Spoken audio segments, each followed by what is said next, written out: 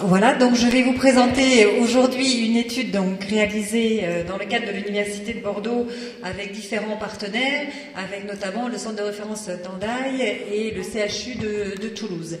Alors, moi, je travaille dans le domaine des sciences humaines, donc en psychologie cognitive, et c'est vrai que les études sont relativement récentes et peu nombreuses au regard de tout ce qui se fait, notamment sur le versant médical et génétique. Et donc, il y a un intérêt certain, justement, à mieux connaître les capacités des personnes atteintes du syndrome de Prader-Willi au niveau cognitif, exécutif et émotionnel.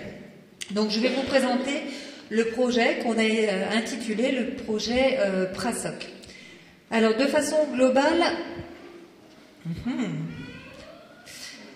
donc que sait-on aujourd'hui sur le syndrome de Prader-Willi? Donc, on a des informations, des descriptions comportementales et des recommandations qui ont été relativement bien étayées dans le dernier protocole, dans les protocoles nationaux de diagnostic et de soins. On sait notamment qu'il y a l'existence d'un certain trouble du comportement et des dysfonctionnements exécutifs, donc nous les connaissons tous, un retard mental léger à modéré, des troubles du langage, des difficultés d'apprentissage, des troubles relationnels, obsessionnels et compulsions, des troubles autistiques et des troubles psychotiques. Et ces différents dysfonctionnements, en fait, provoquent des difficultés d'adaptation au quotidien que nous avons effectivement rapproché de ce qu'on appelle un dysfonctionnement exécutif. Et ça, c'était notre première hypothèse lorsqu'on a commencé à travailler ensemble, il y a à peu près déjà 8 ans, c'était de se dire effectivement, il y a certainement un dysfonctionnement particulier dans le syndrome qu'il faudrait pouvoir éclairer. Et donc, qu'est-ce que sont justement ces fonctions exécutives? À quoi ça nous sert au quotidien? Donc, ce sont en fait des processus qui nous permettent la régulation du comportement et des actions. Ce sont des processus qui sont dirigés vers un but, qui vont permettre l'adaptation à des situations nouvelles lorsqu'on ne peut pas mettre en place en fait des routines qui sont déjà surapprises. Et un déficit en fait de ces fonctions exécutives vont entraîner des conséquences dévastatrices sur la vie au quotidien.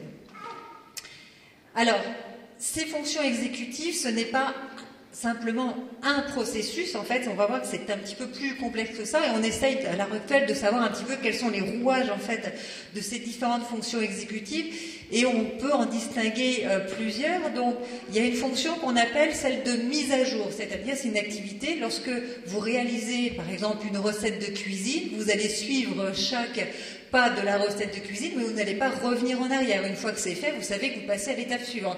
Donc ça, c'est la fonction de mise à jour. Ensuite, il y a une fonction qui s'appelle d'inhibition.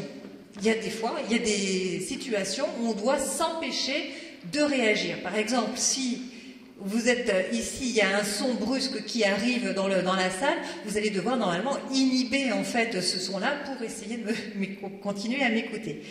Ensuite, vous avez aussi des capacités d'alternance et de flexibilité. Alors, on y reviendra peut-être parce que ça, c'était aussi une de nos hypothèses au départ, en partant du constat, effectivement, que les personnes qui présentent un syndrome de Prader-Willi ont du mal, en fait, à passer d'une activité à une autre, en fait. Voilà. Donc, on s'est dit, il y a peut-être effectivement ici un déficit particulier dans cette capacité. Et puis, enfin, une activité plus complexe qui est celle de la planification, qui est considérée comme une activité cognitive de plus haut niveau et qui coordonne en fait ces différentes fonctions exécutives, ce qui permet de voir voilà, comment je vais organiser telle ou telle activité.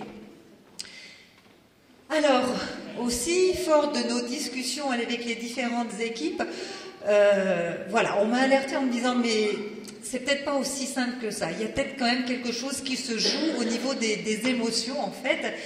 Et on le sait, le constat il est le suivant, on observe donc une labilité émotionnelle, ce sont des patients qui sont coupés de leurs émotions, avec une discordance entre le discours et ce qu'ils montrent, ils semblent lisses, détachés, et avec certaines difficultés à parler de leur ressenti et pas de lien entre les différents états intérieurs du corps et le ressenti. Et ces différentes difficultés, en fait, vont avoir des répercussions sur l'intégration sociale notamment. Donc la question aussi dans ce projet-là, c'était de faire le lien entre le syndrome et les émotions. Alors, jusqu'à ce jour, effectivement, il y a assez peu d'études qui ont étudié l'influence réelle des émotions dans la réalisation de tâches exécutives. Et la première chose, c'est qu'on avait des données qui nous disaient, par exemple, que les patients Prader-Willi avaient des difficultés dans la reconnaissance des expressions faciales. Pas dans toutes, mais dans certaines. Donc, l'hypothèse était effectivement que tout traitement, toute activité qui allait mettre en œuvre le traitement des émotions pouvait être aussi de ce fait déficitaire. Et puis également, la deuxième hypothèse que l'on a essayé ici de mettre à l'essai, c'était on le sait en fait, donc le syndrome Prader-Willi est lié à un dérèglement du comportement alimentaire. Il nous paraissait donc indispensable d'étudier les réactions physiologiques et comportementales lorsque les patients sont confrontés à la nourriture. Et il y a un constat effectivement que plusieurs personnes m'ont rapporté, ce sont des personnes qui sont capables de mettre en œuvre des plans et des stratégies très complexes pour accéder à la réalité, à la nourriture, pardon, alors que on n'arrête pas de dire effectivement qu'il y a des déficits. Donc il y a quand même ce double tableau clinique qui nous faut comprendre. Alors, le projet PRASOC, ça veut dire Prader-Willi Socialisation. Alors le titre est un petit peu à rallonge, mais il montre bien ce qu'on va essayer de faire.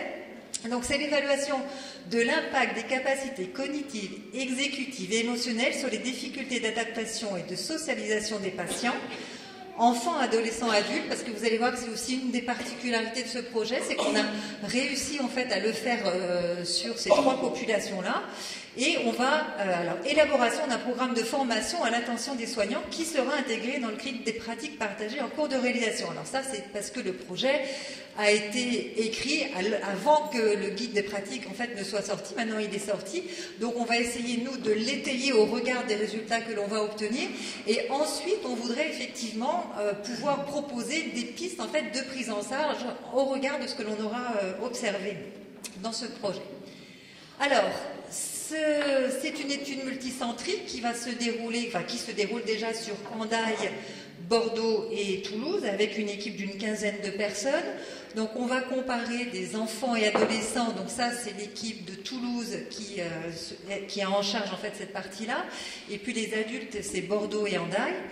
On va comparer aussi donc ces personnes donc atteintes du syndrome avec deux groupes contrôle. Justement pour essayer de voir s'il y a une spécificité du syndrome, notamment un groupe donc, qui va être apparié en fait sur l'âge mental et avec les mêmes capacités intellectuelles que les syndromes Prader-Willi, donc avec un léger déficit, en fait un léger retard intellectuel, pour voir si effectivement ce que l'on va observer est spécifique du syndrome ou est lié en fait à ce retard. Et puis on a un groupe contrôle, on va dire classique, avec des sujets tout venant du même âge. Donc on va évaluer ces différentes capacités et à chaque fois, on va introduire dans les différentes situations, vous allez voir, ce sont des situations de laboratoire, alors qui vont vous paraître très décontextualisées, très décalées en fait de la réalité, mais on essaye justement, nous, d'isoler justement ces processus. Et donc, on va manipuler en fait le contexte émotionnel. Alors là, vous avez une petite image avec trois petits bébés, donc là, ce sont plutôt des images positives, et on va comme ça manipuler l'environnement, soit neutre, positif ou négatif. Et puis vous avez aussi une deuxième condition dans laquelle, là j'ai eu peur au fil, dans lequel on va manipuler en fait le contexte lié à la nourriture pour savoir si lorsque l'on demande de faire quelque chose en fait, plus ou moins simple ou complexe, est-ce que le fait d'avoir présenté une image de nourriture, en gros, ça va dévier l'attention de la personne sur la nourriture. Là, en l'occurrence, vous voyez que ce hamburger, il est bleu, puisque c'est une tâche dans laquelle, en fait, il faut désigner la couleur de l'image. D'accord? Et on suppose effectivement que s'il y a de la nourriture, s'il y a un effet, ça va perturber, en fait, la dénomination de la couleur.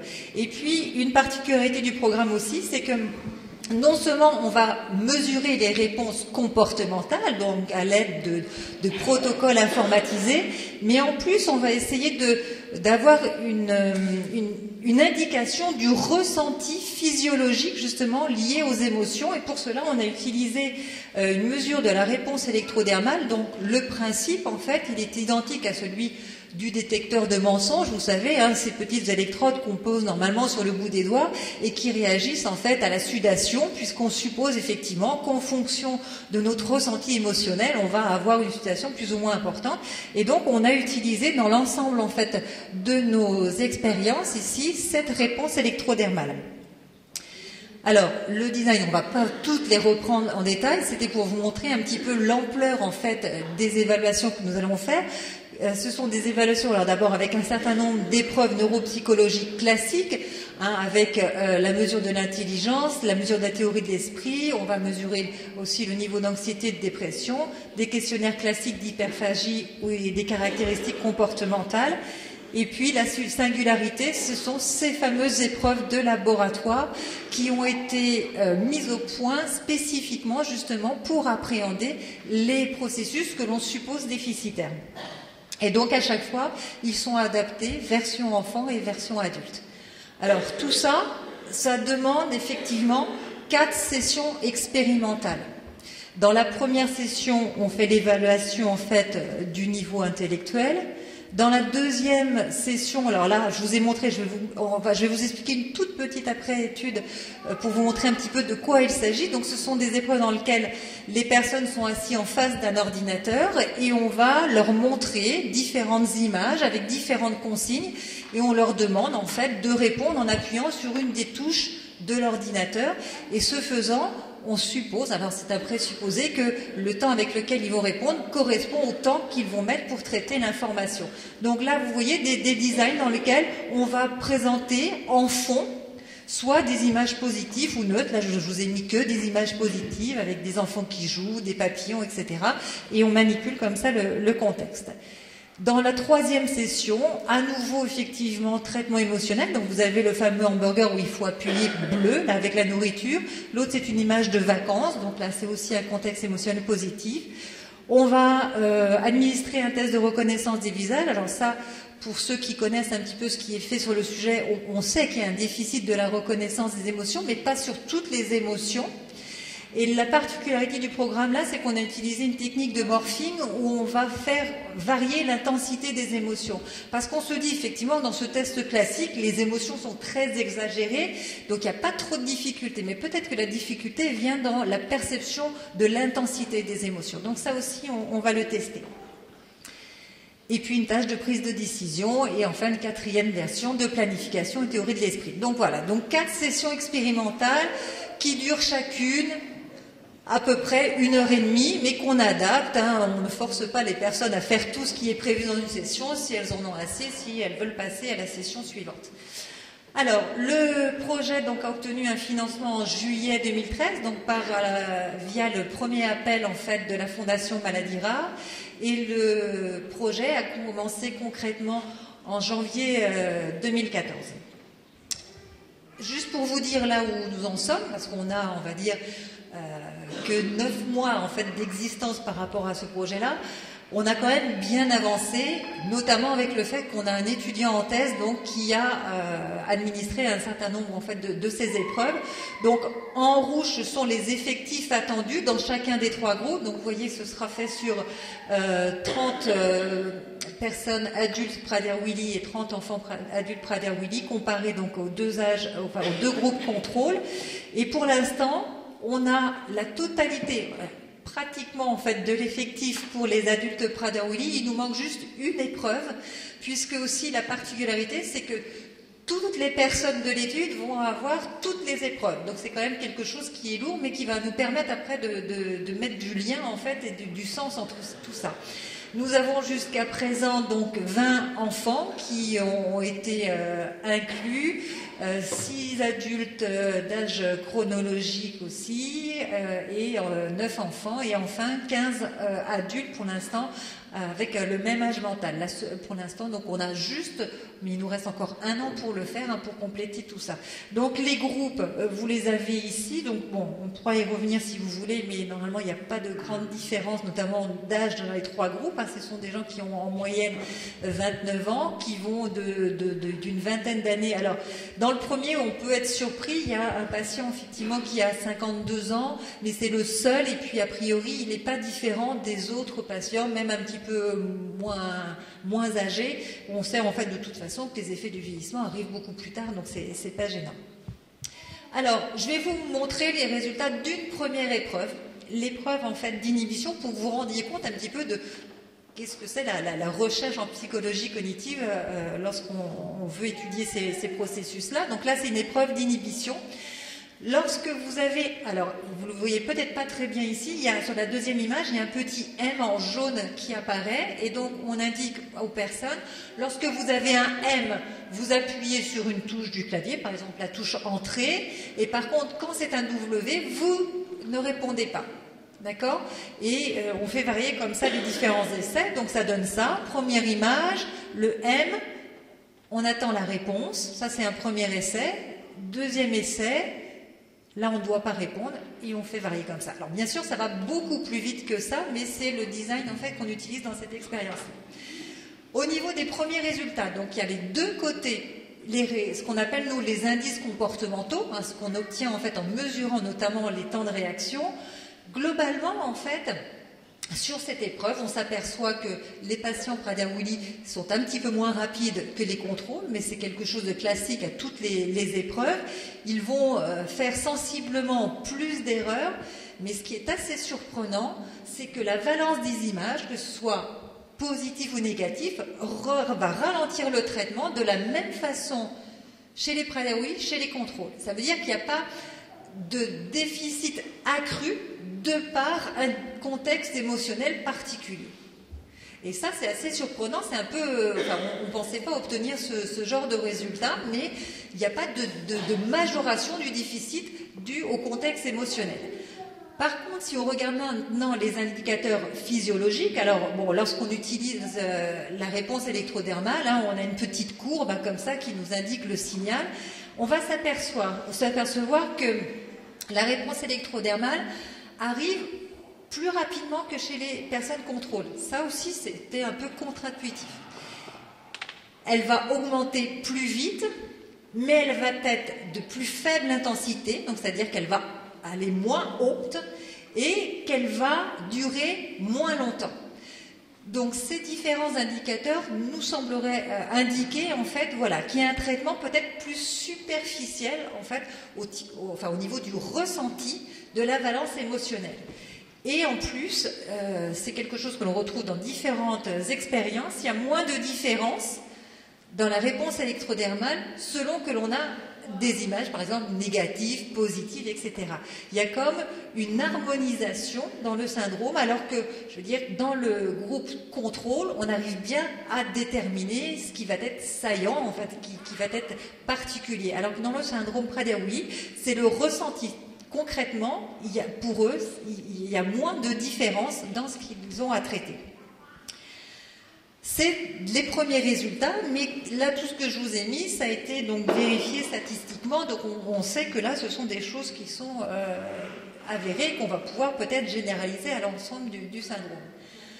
Alors, si on conclut, on va regarder donc ni la valence émotionnelle, ni la présence de nourriture lors du traitement cognitif ne semblent majorer les troubles d'inhibition.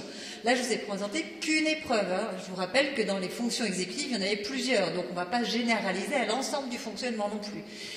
Le traitement des stimuli, qu'ils soient neutres, émotionnels ou liés à la nourriture, semble par contre différent.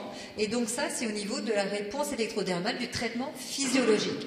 Et donc, je me suis amusée en fait à faire le parallèle avec ce qui existe déjà dans le guide des pratiques partagées.